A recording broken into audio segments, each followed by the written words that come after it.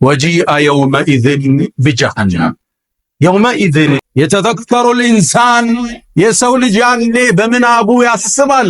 ወአና ለሁ ዚክራ አሁን ማስተንተሩ ማሰቡ ምን ይጠቅመዋል? የቁሉ ብሎ ይላል ያ ለይተኒ ወይ ምኞቴ ቀደምቱ ሊሐያት ለዚህ ህይወት መልካምን ስራ አስቀድሜ በነበር ይላል።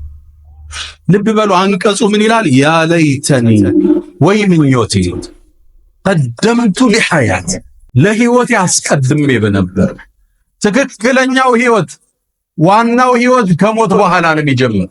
ወማ هذه الحياة الدنيا إلا لهو ولعب እቺ ዱንያ መሸንገያ ላግጣንቺ ምንድነች?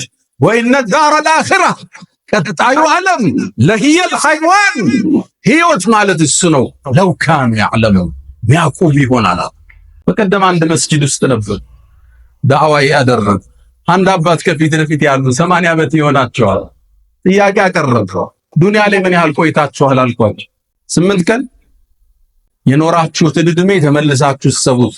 ህልም ህይወት አይደለም ይሄ ማምረቻ ምድር ብቻ።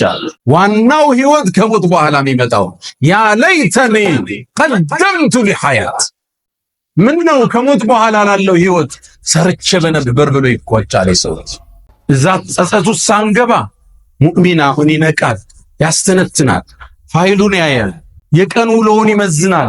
ቁርአን ጋር ያለው ግንኙነት፣ ሶላት ጋር ያለው ትስስር፣ ቤተሰብ ጋር፣ ባለቤቱ ጋር፣ ልጆቹ ጋር፣ ወላጆቹ ጋር፣ ጎረቤት ጋር፣ ሀገሩ ጋር፣ ንግዱ ጋር ራሱን ይመስናል። ያ ለይተኒ ቀደምቱ ሊሐያት